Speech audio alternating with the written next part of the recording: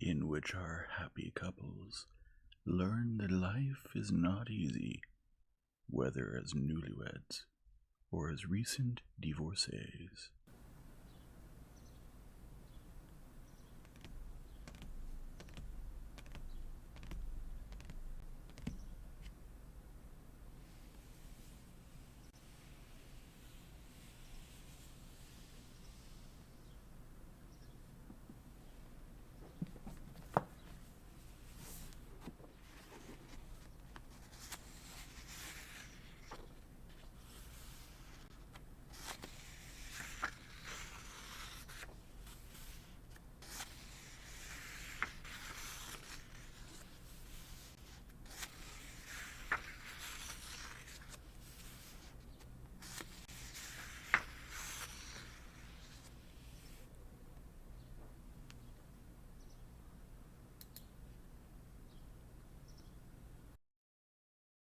Chapter 25. When Alexey Alexandrovitch entered Countess Lydia Ivanovna's small, cozy boudoir, filled with antique porcelain and hung with portraits, the hostess herself was not there. She was changing. On a round table covered with a tablecloth stood a Chinese tea service and a silver spirit lamp tea kettle. Alexey Alexandrovitch absent-mindedly glanced around at the numberless familiar portraits that adorned the boudoir, and, sitting down at the desk, opened the Gospel that lay on it. The rustle of the Countess' silk dress diverted him. "Well, there. Now we can sit down quietly," Countess Lydia Ivanovna said with a nervous smile, hurriedly squeezing between the table and the sofa, "and have a talk over tea." After a few words of preparation, Countess Lydia Ivanovna, breathing heavily and flushing, handed Alexey Alexandrovitch the letter she had received. Having read the letter, he was silent for a long time. "I don't suppose you have the right to refuse her," he said, timidly raising his eyes. "My friend, you see no evil in anyone." "On the contrary, I see that everything is evil, but is it fair?" There was indecision in his face, a seeking for counsel, support, and guidance in a matter incomprehensible to him. "No," Countess Lydia Ivanovna interrupted him. "There's a limit to everything. I can understand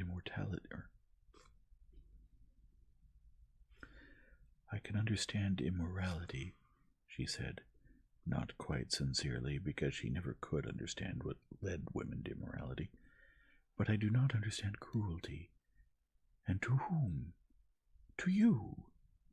How can she stay in the same town with you? No. Live and learn, and I am learning to understand your loftiness and her baseness." "And who will throw the stone?" said Alexey Alexandrovitch, obviously pleased with his role. "I forgave everything, and therefore cannot deprive her of what for her is in need of love for her son." "But is it love, my friend? Is it sincere? Granted, you forgave, you forgive, but do we have the right to influence the soul of this angel? He considers her dead. He prays for her and asks God to forgive her sins, and it's better that way. Otherwise, what will he think?" "I hadn't thought of that," said Alexey Alexandrovitch, obviously agreeing. Countess Lydia Ivanovna covered her face with her hands and remained silent. She was praying. "If you ask my advice," she said, finishing her prayer and uncovering her face, "I advise you not to do it. Can't I see how you're suffering, how it has opened all your wounds? But suppose you forget about yourself, as always. What can it lead to? To new sufferings on your part?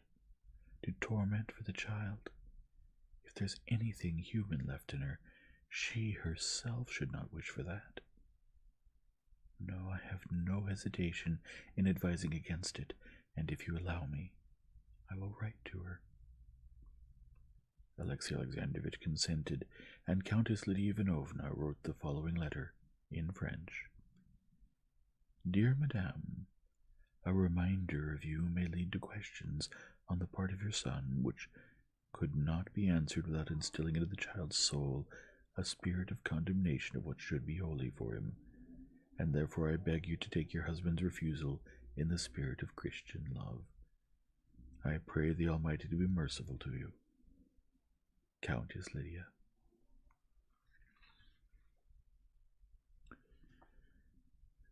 This letter achieved the secret goal that Countess Lydia Ivanovna had concealed from herself. It offended Anna to the depths of her soul. Alexey Alexandrovitch, for his part, on returning home from Lydia Ivanovna's, was unable for the rest of the day to give himself to his usual occupations, and find that peace of mind of a saved and believing man which he had felt before. The memory of his wife, who was so guilty before him, and before whom he was so saintly, as Countess Lydia Ivanovna had rightly told him, should not have upset him. Yet he was not at peace. He could not understand the book he was reading, could not drive away the painful memories of his relations with her, of those mistakes that he, as it now seemed to him, had made regarding her. The memory of how he had received her confession of unfaithfulness on the way back from the races, and in particular that he had demanded only external propriety from her, and had made no challenge to a duel, tormented him like remorse. The memory of the letter he had written her also tormented him, and in particular his forgiveness, needed by no one, and his taking care of another man's child, burned his heart with shame and remorse. And he now experienced exactly the same sense of shame and remorse, going over all his past with her and remembering the awkward words with which, after long hesitation, he had proposed to her. But in what am I to blame? He said to himself, and this question always called up another question in him, whether they feel differently, love differently, marry differently, these other people, these Vronskys and Oblonskys, these gentlemen of the bedchamber with their fat calves. And he pictured a whole line of these juicy, strong, undoubting people who, against his will, had always and everywhere attracted his curious attention. He drove these thoughts away. He tried to convince himself that he lived not for this temporary life here and now, but for eternal life, and that there was peace and love in his soul. Yet the fact that in this temporary, negligible life he had made, as it seemed to him, some negligible mistakes, tormented him as though the eternal salvation in which he believed did not exist. But this temptation did not last long, and soon the tranquility and loftiness were restored in Alexey Alexandrovitch's soul, thanks to which he was able to forget what he did not want to remember.